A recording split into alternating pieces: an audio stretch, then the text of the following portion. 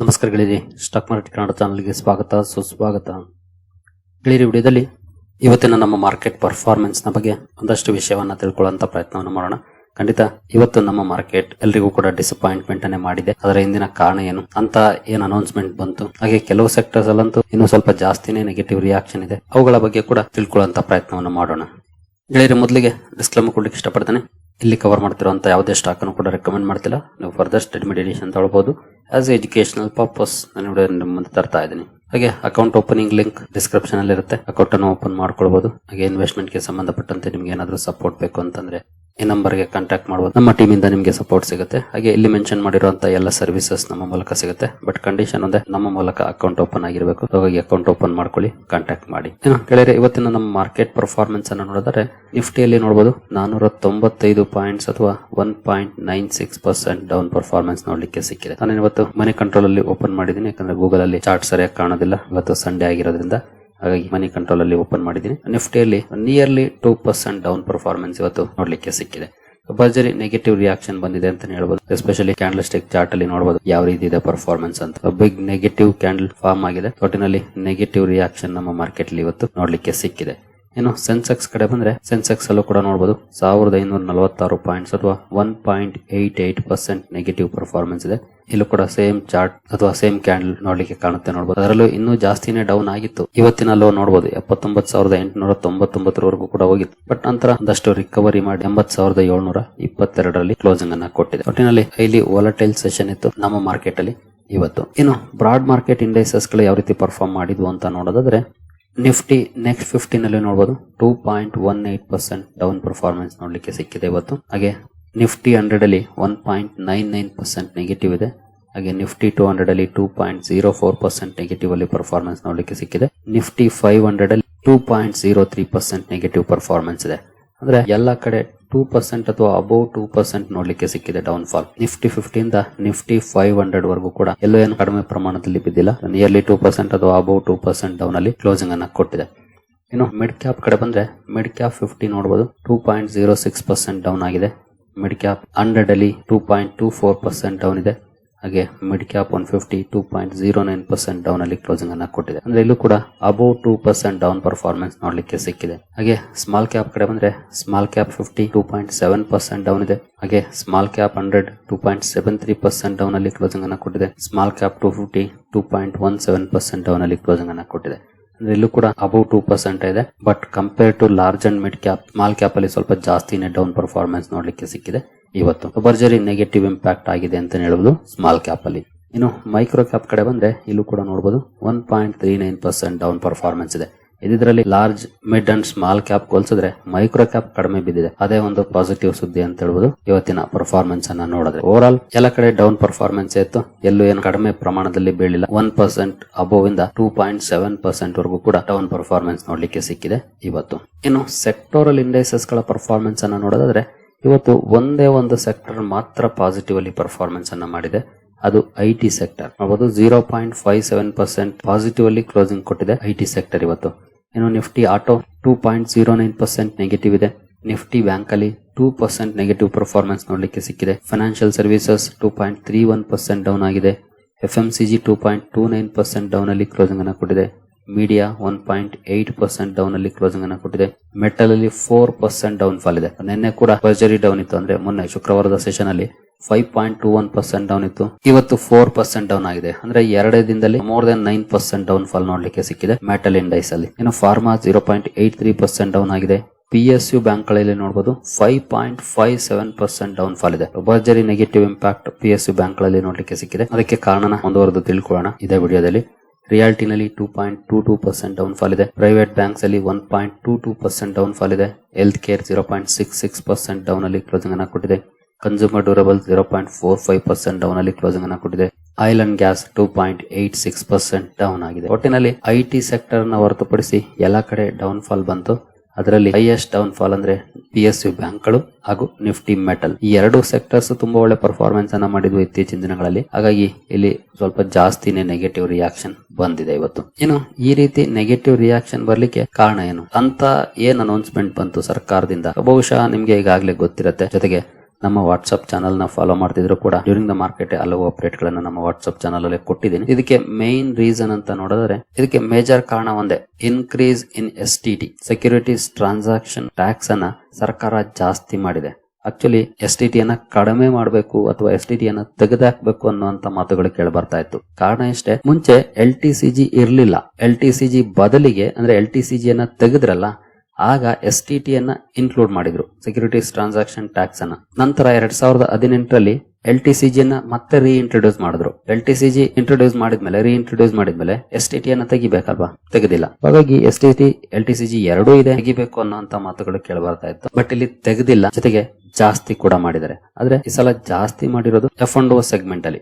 ಡೆಲಿವರಿಗೆ same ಇರುತ್ತೆ, ಅಲ್ಲೇನ್ ಬದಲಾವಣೆಯನ್ನ ಮಾಡಿಲ್ಲ. ಆದ್ರೆ F&O ದಲ್ಲಿ ಫ್ಯೂಚರ್ ಕಾಂಟ್ರಾಕ್ಟ್ಸ್ ಏನಿರುತ್ತೆ ಇಲ್ಲಿ ಜಾಸ್ತಿ ಮಾಡಿದೆ. ನೋಡಬಹುದು 0.02% ಇದ್ದದನ್ನ 0.05% ಗೆ ತಂದಿದ್ದಾರೆ ಫ್ಯೂಚರ್ಸ್ ಮೇಲೆ. ಇನ್ನು ಪ್ರೀಮಿಯಂ ಆಪ್ಷನ್ಸ್ ಪ್ರೀಮಿಯಂ ಮೇಲೆ 0.1% ಇತ್ತು, ಅದನ್ನ 0.15% ಮಾಡಿದ್ದಾರೆ. ಇದು ಮಾರ್ಕೆಟ್ ನ ಎಸ್ಪೆಷಲಿ ಕ್ಯಾಪಿಟಲ್ ಮಾರ್ಕೆಟ್ ಥೀಮ್ ನ ಶೇರ್ಗಳಲ್ಲಂತೂ ಭರ್ಜರಿ ರಿಯಾಕ್ಷನ್ ಗೆ ಕಾರಣ ಆಯ್ತು. ಓವರ್ ಆಲ್ ಮಾರ್ಕೆಟ್ ಸೆಂಟಿಮೆಂಟ್ ಅಲ್ಲೂ ಕೂಡ ಬದಲಾವಣೆ ಆಯ್ತು. ಹಾಗಂತ ಇದೊಂದೇ ಕಾರಣ ಅಲ್ಲ, ಇನ್ನು ಸೆಕ್ಟೋರಲ್ ಸ್ಪೆಸಿಫಿಕ್ ಕಾರಣಗಳಿದ್ದಾವೆ. ಬಟ್ ಎಸ್ಪೆಷಲಿ ಈ STT ಜಾಸ್ತಿ ಮಾಡೋದ್ರಿಂದ ಆಗುವಂತ ಇಂಪ್ಯಾಕ್ಟ್ ಗೆ ಬಂದ್ರೆ ಬಹುಶಃ ವಾಲ್ಯೂಮ್ಸ್ ಕಡಿಮೆ ಆಗ್ಬಹುದು F&O ಸೆಗ್ಮೆಂಟ್ ಅಲ್ಲಿ ಅನ್ನೋಂತ ಎಕ್ಸ್ಪೆಕ್ಟೇಷನ್ ಇದೆ. ವಾಲ್ಯೂಮ್ಸ್ ಕಡಿಮೆ ಆದ್ರೆ obviously capital market related stock ಗಳಿಗೆ ಒಂದಷ್ಟು ಇಂಪ್ಯಾಕ್ಟ್ ಆಗುತ್ತೆ, ಬ್ರೋಕರೇಜಸ್ ಆಗ್ಬಹುದು, ಎಕ್ಸ್ಚೇಂಜಸ್ ಆಗ್ಬಹುದು. ಹಾಗಾಗಿ ಆ ಒಂದು ಇಂಪ್ಯಾಕ್ಟ್ ಇವತ್ತು ನೋಡ್ಲಿಕ್ಕೆ ಸಿಕ್ಕಿದೆ ಮಾರ್ಕೆಟ್ ಅಲ್ಲಿ. ಮೇಜರ್ ಅಂದ್ರೆ ಇದೊಂದೇ ಕಾರಣ. ಇನ್ನುಳಿದಂತೆ ಬ್ಯಾಂಕಿಂಗ್ ಸೆಕ್ಟರ್ ಅಲ್ಲಿ ಭರ್ಜರಿ ಸೆಲ್ ಆಫ್ ನೋಡ್ಲಿಕ್ಕೆ ಸಿಕ್ತು, ವಿಕ್ಸ್ ಅಲ್ಲಿ ರೈಸ್ ಆಯ್ತು.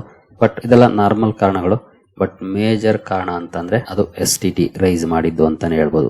ಇನ್ನು ಇತರೆ ಸುದ್ದಿಗಳನ್ನ ನೋಡಿದ್ರೆ ಬಜೆಟ್ ಬಗ್ಗೆ ನೋಡಬಹುದು. Modi's naya economy push, budget signal strategic shift and continuity. ಇಲ್ಲಿ ಯಾವುದೇ ರೀತಿಯ ದೊಡ್ಡ ಬದಲಾವಣೆಗಳು ಅನೌನ್ಸ್ ಆಗದೇ ಇರಬಹುದು, ಬಟ್ ಸ್ಟ್ರಾಟಜಿಕ್ ಶಿಫ್ಟ್ ಅಂತೂ ಕಂಡು ಬರ್ತಾ ಇದೆ. ಜೊತೆಗೆ ಪಾಲಿಸಿ ಕಂಟಿನ್ಯೂಟಿ ಕಂಡು ಬರ್ತಾ ಇದೆ. ಅದು ಲಾಂಗ್ ಟರ್ಮ್ ಪರ್ಸ್ಪೆಕ್ಟಿವ್ ಅಲ್ಲಿ ನೋಡಿದಾಗ ಬಿಗ್ ಪಾಸಿಟಿವ್ ಅಂತಾನೆ ಹೇಳ್ಬಹುದು. ಖಂಡಿತ ಮಾರ್ಕೆಟ್ ಇವತ್ತು ಬಿದ್ದಿರಬಹುದು, ಹಾಗೆ ನಾಳೆನೂ ಕೂಡ ಡೌನ್ ಆಗ್ಬಹುದು. ಯಾಕೆಂತಂದ್ರೆ ಎಸ್ಪೆಷಲಿ ಇವತ್ತು FIS ಪಾರ್ಟಿಸಿಪೇಷನ್ ಇರೋದಿಲ್ಲ ಸಂಡೇ ಕಾರಣ. ನಾಳೆ ಅವರ ಪಾರ್ಟಿಸಿಪೇಷನ್ ಕೂಡ ಇರುತ್ತೆ. ಅವರು ಯಾವ ರೀತಿ ತಗೊಳ್ತಾರೆ STT ಅಲ್ಲಿ ಬದಲಾವಣೆ ಆಗಿದ್ದನ್ನ, ಅದು ನಾಳೆ ರಿಯಾಕ್ಷನ್ ನೋಡ್ಲಿಕ್ಕೆ ಕಾಣುತ್ತೆ. ಅದೇನೇ ಇದ್ರು ಶಾರ್ಟ್ ಟರ್ಮ್ ಬದಲಾವಣೆಗಳು, ಬಟ್ ಲಾಂಗ್ ಟರ್ಮ್ ಪರ್ಸ್ಪೆಕ್ಟಿವ್ ಅಲ್ಲಿ ನೋಡಿದಾಗ ಖಂಡಿತ ಸರ್ಕಾರದ ನೀತಿಗಳಲ್ಲಿ ಒಂದಷ್ಟು ಕಂಟಿನ್ಯೂಟಿ ಕಂಡು ಬರ್ತಾ ಇದೆ. ಜೊತೆಗೆ ಸ್ಟ್ರಾಟಜಿಕ್ ಶಿಫ್ಟ್ ಕೂಡ ನೋಡ್ಲಿಕ್ಕೆ ಸಿಗ್ತಾ ಇದೆ. ಎಸ್ಪೆಷಲಿ ಎಲ್ಲಿ ಫೋಕಸ್ ಮಾಡಬೇಕು ನಾವು ಅಂತ ನೋಡಬಹುದು. 7 strategic sectors: semiconductors, critical minerals, electronics, biopharma, chemicals, capital goods, textiles. Geopolitical uncertainty ಇರುವಂತಹ ಸಂದರ್ಭದಲ್ಲಿ, ಜೊತೆಗೆ AI ಗೆ ಸಂಬಂಧಪಟ್ಟಂತೆ ಡೆವಲಪ್ಮೆಂಟ್ಸ್ ಆಗ್ತಿರುವಂತಹ ಸಂದರ್ಭದಲ್ಲಿ ನಾವು ಯಾವ ಕಡೆ ಫೋಕಸ್ ಮಾಡಬೇಕು ಅನ್ನೋದನ್ನ ಖಂಡಿತ ಈ ಬಜೆಟ್ ಅಡ್ರೆಸ್ ಮಾಡಿದೆ ಅಂತಾನೆ ಹೇಳ್ಬೋದು. ಹಾಗಾಗಿ ಸ್ಟ್ರಾಟಜಿಕ್ ಶಿಫ್ಟ್ ಇದೆ. ಆಸ್ ಎ ಇನ್ವೆಸ್ಟರ್ಸ್ ನಾವು ಕೂಡ ಮಾಡಬೇಕಾಗಿರೋದು ಇದನ್ನೇ. ಸ್ಟ್ರಾಟಜಿಕಲಿ ನಮ್ಮ ಅಲೋಕೇಶನ್ ಗಳನ್ನ ಯಾವ ಕಡೆ ಗ್ರೋತ್ ಇದೆ ಅನ್ಸುತ್ತೋ ಅಂತ ಕಡೆ ಶಿಫ್ಟ್ ಮಾಡ್ಕೊಳ್ಬೇಕೀಗ. ಪೋರ್ಟ್ಫೋಲಿಯೋ ರೀಬ್ಯಾಲೆನ್ಸಿಂಗ್ ಮಾಡ್ಕೊಳ್ಬೇಕು. ಅದ್ರಲ್ಲಿ ಏನಿಲ್ಲ, ಎಷ್ಟು ದಿನ ಒಂದ್ ಸೆಕ್ಟರ್ ಗ್ರೋತ್ ಆಗ್ತಾ ಇತ್ತು, ಈಗ ಬೇರೆ ಸೆಕ್ಟರ್ ಕಡೆ ಫೋಕಸ್ ಶಿಫ್ಟ್ ಆಗ್ತಿದೆ ಅಂದಾಗ ಅಬ್ವಿಯಸ್ಲಿ ಆ ಕಡೆ ನಾವು ಮೂವ್ ಮಾಡ್ಬೇಕಾಗತ್ತೆ. ಒಳ್ಳೆ ಲಾಭ ಗಳಿಸಬೇಕು ಅಂತಂದ್ರೆ ಹಾಗಂತ ಇರೋದನ್ನೆಲ್ಲ ಮಾರಬೇಕು ಅಂತ ಏನಲ್ಲ, ಮಾರಬೇಕು ಅಂದ್ರೆ ಮಾರಬೇಕು. ಇಲ್ವಾ ಇನ್ನು ಅಲ್ಲೂ ಗ್ರೋತ್ ಇದೆ ಅಂದ್ರೆ ಒಂದಷ್ಟನ್ನ ಬಿಟ್ಟು ಇನ್ನೊಂದಷ್ಟನ್ನ ಶಿಫ್ಟ್ ಮಾಡಬೇಕು. ಅಥವಾ ಹೊಸ ಇನ್ವೆಸ್ಟ್ಮೆಂಟ್ ಏನಾದ್ರು ಮಾಡಕ್ ಹೋದ್ವಿ ಅಂದ್ರೆ ಆಗ ಈಗ ಗ್ರೋತ್ ಯಾವ ಕಡೆ ಫೋಕಸ್ ಆಗ್ತಿದೆ ಆ ಕಡೆ ಕಾನ್ಸಂಟ್ರೇಟ್ ಅನ್ನ ಮಾಡಬೇಕಾಗುತ್ತೆ. ಏನು ನೆಕ್ಸ್ಟ್ ಸುದ್ದಿ ಕಡೆ ನಾವು ಬರೋದಾದ್ರೆ ನೋಡಬಹುದು, ಬಜೆಟ್ 2026 ಜಂಕ್ಸ್ ಪಾಪ್ಯುಲಿಸಂ. ಇದು ಖಂಡಿತ ತುಂಬಾ ಒಳ್ಳೆ ಸುದ್ದಿ. ಪಾಪ್ಯುಲಿಸಂ ಬಜೆಟ್ ಇದೆಯಲ್ಲ, ಅದು ಡೇಂಜರಸ್ ಮಾರ್ಕೆಟ್ಗೆ. ಆದ್ರೆ ಈ ಸರ್ಕಾರ ಈಗಿನ ಬಜೆಟ್ ಅಲ್ಲಿ ಯಾವುದೇ ರೀತಿಯ ಪಾಪ್ಯುಲಿಸ್ಟ್ ಅನೌನ್ಸ್ಮೆಂಟ್ ಅನ್ನ ಮಾಡಿಲ್ಲ. ಇದು ಮಾರ್ಕೆಟ್ಗೆ ಲಾಂಗ್ ಟರ್ಮ್ ಅಲ್ಲಿ ಒಳ್ಳೆ ಸುದ್ದಿನೇ. ಪಾಪ್ಯುಲಿಸಂ ಅಂದ್ರೆ ನಾವೀಗ ಕೊಡ್ತಿದೀವಲ್ಲ ಫ್ರೀಬೀಸ್, ಅದು ಪಾಪ್ಯುಲಿಸಂ. ಎಸ್ಪೆಷಲಿ ಈಗ ಕೆಲವು ರಾಜ್ಯಗಳಲ್ಲಿ ಎಲೆಕ್ಷನ್ಸ್ ಇದೆ, ಬಟ್ ಅಲ್ಲೂ ಕೂಡ ಏನ್ ದೊಡ್ಡ ಮಟ್ಟದ ಅಲೋಕೇಶನ್ ಇವರು ಮಾಡಿಲ್ಲ. ಅದೊಂದು ಖಂಡಿತ ಇದರಲ್ಲಿ ಅಬ್ಸರ್ವ್ ಮಾಡಬೇಕಾಗಿರುವಂತ ಒಂದು ಪಾಸಿಟಿವ್ ಪಾಯಿಂಟ್. ಪಾಪ್ಯುಲಿಸಂ ಅಂದ್ರೆ ಫಿಸ್ಕಲ್ ಡೆಫಿಸಿಟ್ ಅನ್ನ ಹಾಳು ಮಾಡುತ್ತೆ, ಗ್ರೋತ್ ಅನ್ನ ಕಡಿಮೆ ಮಾಡುತ್ತೆ. ಬಟ್ ಆ ರೀತಿಯ ಯಾವುದೇ ಪ್ಲಾನ್ ಗಳನ್ನ ಅನೌನ್ಸ್ ಮಾಡಿಲ್ಲ. ಅದು ಒಂದು ಇಲ್ಲಿರುವಂತ big positive point long term ಅಲ್ಲಿ ನಾವು ನೋಡೋದಾದ್ರೆ. ಇನ್ನು ನೆಕ್ಸ್ಟ್ ಪಾಯಿಂಟ್ ಗೆ ನಾವು ಬರೋದಾದ್ರೆ, ನಿಮ್ಗೆ ಗೊತ್ತಿರೋ ಹಾಗೆ ಇವತ್ತು ಬ್ಯಾಂಕಿಂಗ್ ಸೆಕ್ಟರ್ ಅಲ್ಲಿ ಭರ್ಜರಿ ನೆಗೆಟಿವ್ ರಿಯಾಕ್ಷನ್ ಬಂದಿದೆ. ಅದರಲ್ಲೂ ಎಸ್ಪೆಷಲಿ PSU ಬ್ಯಾಂಕ್ ಗಳಲ್ಲಿ. ಅದಕ್ಕೆ ಪ್ರಮುಖ ಕಾರಣ ಏನು ಅಂತ ನೋಡೋದಾದ್ರೆ ನೋಡಬಹುದು, it was finance minister Nirmala Sitharaman tone. Indian bank she said now have strong balance sheets, high profitability, better asset quality and near universal reach. ಅಂದ್ರೆ ಈಗಿನ ಪರಿಸ್ಥಿತಿ ಏನಿದೆ ಬ್ಯಾಂಕ್ ಗಳದ್ದು ತುಂಬಾ ಚೆನ್ನಾಗಿದೆ ಅಂತ ಹೇಳಿದ್ದಾರೆ. ತುಂಬಾ ಚೆನ್ನಾಗಿದೆ ಅಂತ ಹೇಳಿದ್ರೆ ಅದು ನೆಗೆಟಿವ್? ಖಂಡಿತ ಅಲ್ಲ. ಆದ್ರೆ ನೋಡ್ಬೋದು ಇಲ್ಲಿ, in other words the repair job is done. ಅಂದ್ರೆ ಈ ಸರ್ಕಾರ ಏನು PSU ಬ್ಯಾಂಕ್ ಗಳನ್ನ ರಿಪೇರಿ ಮಾಡಕ್ಕೆ ನೋಡ್ತಾ ಇತ್ತು ಕಳೆದ 5-6 ವರ್ಷಗಳಿಂದ, ಆ ಕೆಲಸ ಆಗಿದೆ. ಇನ್ನು ಮುಂದೆ ಫೋಕಸ್ ಮಾಡಬೇಕಾಗಿರೋದು ಬೇರೆ ಕಡೆ ಅನ್ನೋದನ್ನ ತೋರಿಸ್ತಾ ಇದೆ ಅವರ ಟೋನ್. ಅದಕ್ಕಾಗಿ ನೀವು ನೋಡಬಹುದು, proposal to set up high level committee on banking for Vikasit Bharat seems to be not about firefighting but reassessment. Banking ಪರಿಸ್ಥಿತಿಯನ್ನ ರೀಅಸೆಸ್ ಮಾಡ್ಲಿಕ್ಕೆ ಹೈ ಲೆವೆಲ್ ಕಮಿಟಿ ಫಾರ್ಮ್ ಮಾಡೋ ಬಗ್ಗೆ ಕೂಡ ಅನೌನ್ಸ್ಮೆಂಟ್ ಬಂದಿದೆ. ಇದು ಬಹುಶಃ ಸ್ವಲ್ಪ ಡಿಸಪಾಯಿಂಟ್ಮೆಂಟ್ ಅನ್ನ ಮಾಡಿದೆ ಅಂತ ಹೇಳಲಾಗ್ತಿದೆ ಬ್ಯಾಂಕಿಂಗ್ ಸೆಕ್ಟರ್ ಗೆ. ಹಾಗಂತ ಇವುಗಳ ಕತೆ ಮುಗೀತು ಅಂತಲ್ಲ, ಖಂಡಿತ ಬ್ಯಾಂಕಿಂಗ್ ಅಂಡ್ ಫೈನಾನ್ಷಿಯಲ್ ಸರ್ವಿಸಸ್ ತುಂಬಾನೇ ಇಂಪಾರ್ಟೆಂಟ್ ಆಗುತ್ತೆ. ಯಾವುದೇ ಒಂದು ಎಕಾನಮಿ ಗ್ರೋ ಆಗ್ಲಿಕ್ಕೆ ತುಂಬಾನೇ ಕಾಂಟ್ರಿಬ್ಯೂಷನ್ ಇರುತ್ತೆ. ಇವತ್ತು ನೆಗೆಟಿವ್ ಪರ್ಫಾರ್ಮೆನ್ಸ್ ಬಂದಿರಬಹುದು, ಬಟ್ ಅದು ಪಾಸಿಟಿವ್ ಕೂಡ ತಿರುಗುತ್ತೆ. ಅಲ್ಲಿವರೆಗೂ ಕಾಯಬೇಕು ಅಷ್ಟೇ. ಈ ಒಂದು ಕಾರಣಕ್ಕೆ ಇವತ್ತು ಎಸ್ಪೆಷಲ್ ಬ್ಯಾಂಕಿಂಗ್ ಸೆಕ್ಟರ್ ಸ್ವಲ್ಪ ಅಂಡರ್ ಪರ್ಫಾರ್ಮೆನ್ಸ್ ಅನ್ನ ಮಾಡಿದೆ. ಇನ್ನು ನೆಕ್ಸ್ಟ್ ಬರೋದಾದ್ರೆ, ಟ್ಯಾಕ್ಸ್ ಸ್ಲ್ಯಾಬ್ಸ್ ಅಲ್ಲಿ ಯಾವುದೇ ರೀತಿಯ ಚೇಂಜಸ್ ಅನ್ನ ಮಾಡಿಲ್ಲ, ಆಸ್ ಯೂಶುವಲ್ ಕಂಟಿನ್ಯೂ ಮಾಡಿದ್ದಾರೆ. ಎಕ್ಸಂಪ್ಷನ್ ಲಿಮಿಟ್ ಏನಾದ್ರು ಜಾಸ್ತಿ ಮಾಡ್ತಾರೇನೋ ಅಂತ ಎಕ್ಸ್ಪೆಕ್ಟೇಷನ್ ಇತ್ತು, ಬಟ್ ಎಕ್ಸಂಪ್ಷನ್ ಲಿಮಿಟ್ ಅನ್ನು ಕೂಡ ಜಾಸ್ತಿ ಮಾಡಿಲ್ಲ. ಇನ್ನು ಕನ್ಸಂಪ್ಷನ್ ಗೆ ಸಂಬಂಧಪಟ್ಟಂತೆ ಯಾವುದೇ ರೀತಿಯ ಡೈರೆಕ್ಟ್ ಬೂಸ್ಟ್ ಅನ್ನ ಕೊಟ್ಟಿಲ್ಲ. ಕನ್ಸಂಪ್ಷನ್ ಗೆ ಡೈರೆಕ್ಟ್ ಬೂಸ್ಟ್ ಕೊಡಬಹುದು ಅಂತ ಹಲವು ಸುದ್ದಿಗಳು ಬಂದಿದ್ವು, ಬಟ್ ಯಾವುದೇ ರೀತಿ ಕನ್ಸಂಪ್ಷನ್ ರಿಲೇಟೆಡ್ ಡೈರೆಕ್ಟ್ ಬೂಸ್ಟ್ ಕೊಡುವಂತ ಸ್ಕೀಮ್ ಅನ್ನ ಅನೌನ್ಸ್ ಮಾಡಿಲ್ಲ. ಹಾಗೇನು ಅದು ಪಾಪ್ಯುಲಿಸಮ್ ಆಗುತ್ತೆ ಇನ್ ಕೇಸ್ ಅನೌನ್ಸ್ ಮಾಡಿದ್ರೆ, ಬಟ್ ಅನೌನ್ಸ್ ಮಾಡಿಲ್ಲ. Budget turns to structural levers to support consumption. Structural perspective ಅಲ್ಲಿ ಅಥವಾ ಸ್ಟ್ರಕ್ಚರಲ್ ರಿಫಾರ್ಮ್ಸ್ ಮಾಡೋ ಮೂಲಕ, ರಿಲೀಫ್ ಕೊಡೋ ಮೂಲಕ ಯಾವ ರೀತಿ ಸಪೋರ್ಟ್ ಮಾಡಬಹುದು ಕನ್ಸಂಪ್ಷನ್ ಗೆ, ಆ ನಿಟ್ಟಿನಲ್ಲಿ ಪ್ರಯತ್ನಗಳನ್ನ ಮಾಡಿದೆ. ನೋಡಬಹುದು, ಟಾರ್ಗೆಟೆಡ್ ಡ್ಯೂಟಿ ಕಟ್ಸ್, ಕೆಲವೊಂದು ಇಂಪೋರ್ಟ್ಸ್ ನ ಮೇಲೆ ಡ್ಯೂಟಿ ಕಟ್ಸ್ ಮಾಡಿದ್ದಾರೆ. ಹಾಗೆ TCS ರಿಲೀಫ್ ಅಂದ್ರೆ ಎಜುಕೇಶನ್ ಗೆ, ಟ್ರಾವೆಲಿಂಗ್ ಗೆ, ಹೊರಗಡೆ ದೇಶಕ್ಕೆ ಹೋಗ್ತಾ ಇದ್ದೀರಿ ಅಂತಂದ್ರೆ ಅಲ್ಲಿ ನೀವು ರೆಮಿಟೆನ್ಸ್ ಮಾಡುವಾಗ ಟ್ಯಾಕ್ಸ್ ಇರ್ತಾ ಇತ್ತು, ಅದನ್ನ ಕಡಿಮೆ ಮಾಡಿದ್ದಾರೆ. ಹಾಗೆ ಟ್ರೀಟ್ಮೆಂಟ್ ಗೆ ಸಂಬಂಧಪಟ್ಟಂತೆ, ಟ್ರೀಟ್ಮೆಂಟ್ ಗೆ ಹೊರಗಡೆ ಹೋಗ್ತಿದ್ದಾರೆ ಅಂದ್ರೂ ಕೂಡ ಅದಕ್ಕೂ ಕೂಡ ಟ್ಯಾಕ್ಸ್ ಇತ್ತು, ಅದನ್ನ ಕಡಿಮೆ ಮಾಡಿದ್ದಾರೆ. ಜೊತೆಗೆ ನೀವು ಪರ್ಸನಲ್ ಯೂಸ್ ಗೆ ಏನಾದ್ರೂ ಇಂಪೋರ್ಟ್ ಮಾಡ್ಕೊಳ್ತೀರಿ ಅಂದ್ರೆ 20% ಟ್ಯಾರಿಫ್ ಇದ್ದದನ್ನ 10% ಗೆ ಇಳಿಸಿದ್ದಾರೆ. ನೀವು ಫಾರ್ ಎಕ್ಸಾಂಪಲ್ ಯಾವುದೋ ಒಂದು ವಾಚ್ ಇಂಪೋರ್ಟ್ ಮಾಡ್ಕೊಳ್ತೀರಿ ಅಂತ ಇಟ್ಕೊಳ್ಳಿ, ಪರ್ಸನಲ್ ಯೂಸ್ಗೆ, ಅಥವಾ ಮೊಬೈಲ್ ಫೋನ್ ಇಂಪೋರ್ಟ್ ಮಾಡ್ಕೊಳ್ತೀರಿ ಅಂತ ಇರ್ಬೋದು, ಅದಕ್ಕೆ 20% ಟ್ಯಾರಿಫ್ ಇದ್ದದನ್ನ 10% ಇಳಿಸಿದ್ದಾರೆ. ನೋಡಬಹುದು, ಟ್ಯಾಕ್ಸ್ ಕಲೆಕ್ಟೆಡ್ ಅಟ್ ಸೋರ್ಸ್, ಇದು ಕೂಡ ಸಾಕಷ್ಟು ಬೆನಿಫಿಟ್ ಅನ್ನ ತರುತ್ತೆ. ಹಾಗಾಗಿ ಇಂಡೈರೆಕ್ಟ್ ಬೆನಿಫಿಟ್ಸ್ ಅನ್ನ ಕೊಟ್ಟಿದ್ದಾರೆ, ಡೈರೆಕ್ಟ್ ಬೆನಿಫಿಟ್ಸ್ ಏನು ಕೊಟ್ಟಿಲ್ಲ. ಅದೊಂದು ಇಂಪಾರ್ಟೆಂಟ್ ಪಾಯಿಂಟ್ ಈ ಬಜೆಟ್ ಅಲ್ಲಿ. ಏನು ನಾವೀಗಾಗಲೇ ನೋಡಿದ್ವಲ್ಲ, BSE, angel one, Groww, capital market related ಶೇರ್ಗಳು ಬಿಗ್ ನೆಗೆಟಿವ್ ರಿಯಾಕ್ಷನ್ ಅನ್ನ ಮಾಡಿದಾವೆ. ಅದಕ್ಕೆ ಪ್ರಮುಖ ಕಾರಣನೇ STT ರೈಸ್ ಆಗಿರೋದು. ಯಾಕಂದ್ರೆ ವಾಲ್ಯೂಮ್ಸ್ ಕಡಿಮೆ ಆಯ್ತು ಅಂದ್ರೆ ಎಕ್ಸ್ಚೇಂಜಸ್ ಆಗ್ಬೋದು ಅಥವಾ ಬ್ರೋಕಿಂಗ್ ಕಂಪನೀಸ್ ಆಗ್ಬೋದು, ಇವುಗಳ ರೆವೆನ್ಯೂ ಕಡಿಮೆ ಆಗುವಂತ ಚಾನ್ಸಸ್ ಇರುತ್ತೆ, ಪ್ರಾಫಿಟಬಿಲಿಟಿ ಕೂಡ ಕಡಿಮೆ ಆಗುವಂತ ಚಾನ್ಸಸ್ ಇರುತ್ತೆ. ಹಾಗಾಗಿ ಇಲ್ಲಿ ಒಂದಷ್ಟು ನೆಗೆಟಿವ್ ರಿಯಾಕ್ಷನ್ ಇವತ್ತು ನೋಡ್ಲಿಕ್ಕೆ ಸಿಕ್ಕಿದೆ. BSE ಅಂತೂ ಅಪ್ ಟು 20% ವರೆಗೂ ಕೂಡ ಡೌನ್ ಆಗಿತ್ತು, ಬಹುಶಃ ನಂತರ ಅದಷ್ಟು ರಿಕವರಿ ಮಾಡ್ತು. ಒಟ್ಟಿನಲ್ಲಿ ಕ್ಯಾಪಿಟಲ್ ಮಾರ್ಕೆಟ್ ಥೀಮ್ ನ ಸ್ವಲ್ಪ ಅವಾಯ್ಡ್ ಮಾಡೋದು ಬೆಟರ್ ಅನ್ಸುತ್ತೆ ಈಗ, ಯಾಕಂದ್ರೆ 2026 ಅಲ್ಲಿ ಇನ್ನೂ ಈ ರೀತಿಯ ಅಡ್ಡಿಗಳು ಬರಬಹುದು ಈ ಸೆಕ್ಟರ್ ಗೆ. ಹಾಗಾಗಿ ಸ್ವಲ್ಪ ವೈಟ್ ಅಂಡ್ ವಾಚ್ ಅಥವಾ ಸ್ವಲ್ಪ ದೂರ ಇರೋದು ಕೂಡ ಬೆಟರ್ ಆಗ್ಬೋದು, ಒನ್ಸ್ ಇವೆಲ್ಲವೂ ಕೂಡ ಫ್ಯಾಕ್ಟರ್ಡ್ ಆಗೋವರೆಗೂ. ಇನ್ನು ನೆಕ್ಸ್ಟ್ ITC, ಗಾಡ್ಫ್ರೇ ಫಿಲಿಪ್ಸ್ ಅಲ್ಲಿ ನೆಗೆಟಿವ್ ರಿಯಾಕ್ಷನ್ ಬಂದಿದೆ, ಬಟ್ ಇದಕ್ಕೇನು ಅನೌನ್ಸ್ಮೆಂಟ್ ಬರಲಿಲ್ಲ. ಬಟ್ ಅನೌನ್ಸ್ಮೆಂಟ್ ಈಗಾಗಲೇ ಮುಂಚೆನೆ ಬಂದಿತ್ತು, ಯಾಕಂದ್ರೆ ಫೆಬ್ರವರಿ 1ನೇ ತಾರೀಕಿಂದ ಹೊಸ ರೇಟ್ಸ್ ಅಪ್ಲೈ ಆಗ್ತಾ ಇದೆ. ಅಂದ್ರೆ ನೋಡಬಹುದು, ಎಕ್ಸೈಸ್ ಡ್ಯೂಟಿ 22 to 50% ವರೆಗೂ ಕೂಡ ಜಾಸ್ತಿ ಆಗಿದೆ. Cigarette taxes are 53% of retail price below WHO's 75% target. ಈಗಲೂ ಕೂಡ WHO ಟಾರ್ಗೆಟ್ ಗಿಂತ ಕಡಿಮೆನೇ ಇದೆ, ಬಟ್ ಸ್ಟಿಲ್ 53% ಇದೆ. ಇಲ್ಲೂ ಕೂಡ ಒಂದಷ್ಟು ನೆಗೆಟಿವ್ ಪರ್ಫಾರ್ಮೆನ್ಸ್ ಬಂತು. ಬಟ್ ಇವತ್ತೇನು ಅನೌನ್ಸ್ಮೆಂಟ್ ಬಂದಿದ್ದಲ್ಲ, ಇದಾಗಲೇ ಡಿಸೆಂಬರ್ ಅಲ್ಲೇ ಅನೌನ್ಸ್ಮೆಂಟ್ ಬಂದಿತ್ತು. ಇನ್ನು ರೇರ್ ಅರ್ತ್ ಕಾರಿಡಾರ್ಸ್ ಅನ್ನ ಸರ್ಕಾರ ಅನೌನ್ಸ್ ಮಾಡಿದೆ 4 ಸ್ಟೇಟ್ಸ್ ಅಲ್ಲಿ. ಒಡಿಶಾ, ಕೇರಳ, ಆಂಧ್ರ ಪ್ರದೇಶ ಹಾಗೂ ತಮಿಳುನಾಡಲ್ಲಿ ರೇರ್ ಅರ್ತ್ ಕಾರಿಡಾರ್ಸ್ ಅನ್ನು ಅನೌನ್ಸ್ ಮಾಡಿದೆ. ಖಂಡಿತ ಇದು ಕೂಡ ಒಳ್ಳೆಯ ಡೆವಲಪ್ಮೆಂಟ್, ಬಟ್ ಅಲ್ಲಿ ಸಿಗುತ್ತಾ ಗೊತ್ತಿಲ್ಲ. ಬಹುಶಃ ಸಿಗುವಂತ ಅವಕಾಶಗಳಿರೋ ಕಾರಣಕ್ಕೆ ಕಾರಿಡಾರ್ಸ್ ಅನ್ನ ಅನೌನ್ಸ್ ಮಾಡಿರ್ತಾರೆ. ಇನ್ ಕೇಸ್ ಇಲ್ಲಿ ನಾವು ಸಕ್ಸಸ್ ಆದ್ರೂ ಕೂಡ ಸಾಕಷ್ಟು ಅಡ್ವಾಂಟೇಜಸ್ ನಮಗೆ ಮುಂದಿನ ದಿನಗಳಲ್ಲಿ ಇರುತ್ತೆ, ಯಾಕಂದ್ರೆ ಸಾಕಷ್ಟು ರೇರ್ ಅರ್ತ್ ಅನ್ನ ನಾವು ಇಂಪೋರ್ಟ್ ಮಾಡ್ಕೊಳ್ತಾ ಇದೀವಿ.